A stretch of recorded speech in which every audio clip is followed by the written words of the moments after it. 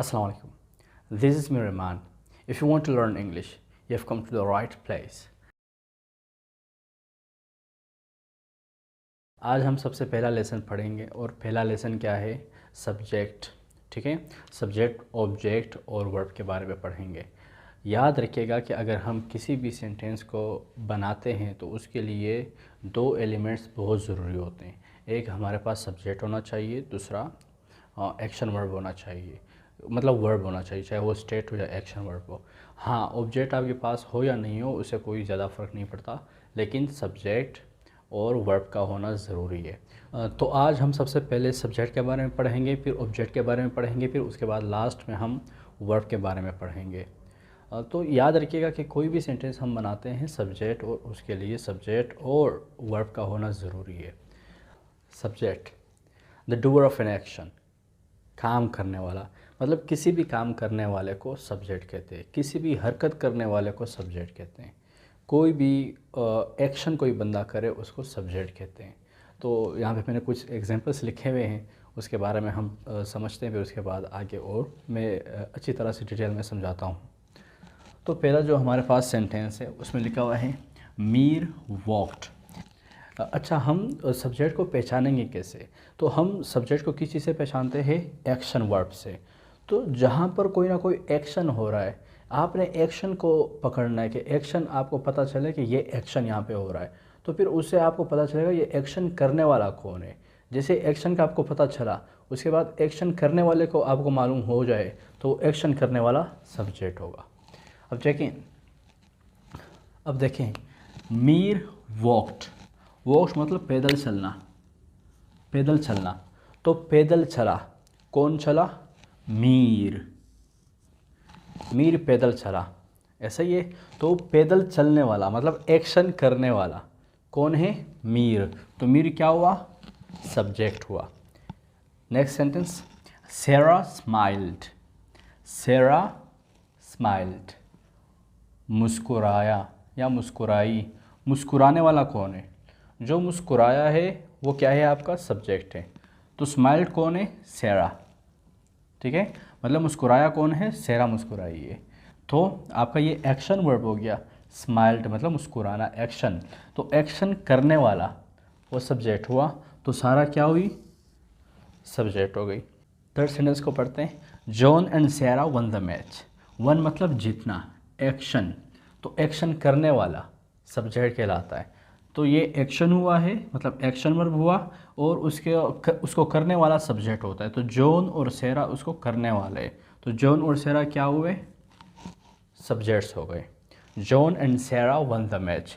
जब बीच में एंड लग जाए तो इसको हम कहते हैं कंपाउंड सब्जेक्ट। क्या कहते हैं? Compound subject. अच्छा, सिर्फ दो नहीं, 3, 4, 5 सब्जेक्ट्स भी एक साथ लग सकते हैं। ठीक है, और नीचे लास्ट में देखें, द डॉग बार्क्स, कुत्ता भौंकता है, कुत्ता भौंकता है। तो भौंकने वाला कौन है? कुत्ता। तो कुत्ता क्या हुआ यहाँ पे? सब्जेक्ट हुआ। अगर आपको सब्जेक्ट समझ आया हो तो हम इसको क्या करेंगे, इसकी सब्जेक्टिव प्रोनाउंस भी पढ़ेंगे जो कि बहुत इंपॉर्टेंट होते हैं। वो ज़्यादातर अक्सर हम वही इस्तेमाल करते हैं। मैं यहाँ पर आपके लिए लिख लेता हूँ।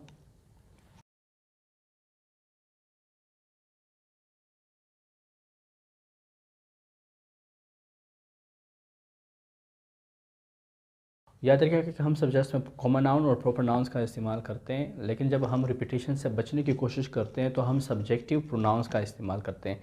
और जो सब्जेक्टिव प्रोनाउंस होते हैं वो हमने यहाँ पे लिखे हुए हैं, वो ये कुछ हैं जो कि हम कॉमन नाउन्स या प्रॉपर नाउन्स के बाद रिपीटिशन से बचने के लिए इसका इस्तेमाल करते हैं। आई, मैं, वी, हम, यू, आप, तुम, दे, वो, ज़्यादा, मतलब ज़्यादा के लिए, एक से ज़्यादा के लिए हम दे का इस्तेमाल करते हैं। एक से ज़्यादा के लिए हम दे का इस्तेमाल करते हैं प्लूरल के लिए। ही, वो, लड़का मतलब सिंगुलर के लिए, छोटा लड़का हो या बड़ा हो। और शी, वो लड़की, छोटी बच्ची हो या जवान हो। और इट, ये किसी बेजान चीज़ों के लिए इस्तेमाल करते हैं, जानवरों के लिए भी हम इट का इस्तेमाल करते हैं। तो चलो अभी हम इसका यहाँ पे इस्तेमाल देखते हैं कि हम इसको यहाँ पे यूज़ कैसे करेंगे। अच्छा, तो हम पहले सेंटेंस को देखते हैं कि इसमें क्या है। मीर वॉक्ड, मीर पैदल चला। तो मीर की जगह हम किसी सब्जेक्टिव प्रोनाउन को यहाँ पे इस्तेमाल करेंगे। और वहाँ से हम उठा के यहाँ पे कोई लिखेंगे तो वो क्या होगा, रिपीटिशन से बचने के लिए हम इस्तेमाल करते हैं। लेकिन यहाँ पर हम प्रॉपर नाउन या कॉमन नाउन की जगह हम उसका सब्जेक्टिव प्रोनाउंस का भी इस्तेमाल कर सकते हैं। अब मीर की जगह मैं क्या लिखूँगा, ही वॉक्ड, ही वॉक्ड, वो पैदल चला। मतलब मीर वॉक्ड, मीर पैदल चला, मैंने मीर की जगह सब्जेक्टिव प्रोनाउन इस्तेमाल किया ही वॉक्ड, वो पैदल चला। सेरा स्माइल्ड, सारा मुस्कुराई।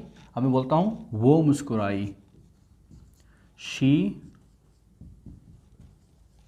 स्माइल्ड, वो मुस्कुराई, शी स्माइल्ड। पहले प्रॉपर नाउन लिखा हुआ था सेरा और उसकी जगह हमने फिर सब्जेक्टिव प्रोनाउन का इस्तेमाल किया शी, क्योंकि वो फीमेल के लिए इस्तेमाल करते हैं, फीमेल जेंडर के लिए। अच्छा, थर्ड देखें, John and Sarah won the match. John और सारा ने मैच जीता या वो मैच जीत गए। तो यहाँ पे कितने हैं, दो प्रॉपर नाउन्स है। अब इसकी जगह हम क्या इस्तेमाल करेंगे, दे का इस्तेमाल करेंगे। They won the match, they won the match. They का हम इस्तेमाल वो के लिए करते हैं, लेकिन ज़्यादा के लिए, एक से ज़्यादा के लिए करते हैं। चाहे ज़्यादा एक से ज़्यादा बच्चे हो, जवान हो, मिक्स हो, कोई भी हो, लेकिन एक से ज़्यादा के लिए हम दे का इस्तेमाल करते हैं। तो यहाँ पर जॉन एंड सेरा एक से ज़्यादा थे और एक से ज़्यादा के लिए हम दे का इस्तेमाल करते हैं। किस चीज़ का इस्तेमाल करते हैं, दे का इस्तेमाल करते हैं। दे वन द मैच, वो मैच जीत गए। अच्छा, ये देखें last one, the dog barks, कुत्ता भौंकता है। अब कुत्ते की जगह हमने क्या बताया था अभी कुछ देर पहले कि बेजान चीज़ों के लिए, जानवरों के लिए या किसी चीज़ के लिए हम इट का इस्तेमाल करते हैं। तो द डॉग बार्क्स की जगह हम क्या कह सकते हैं, इट बार्क्स, ये भौंकता है।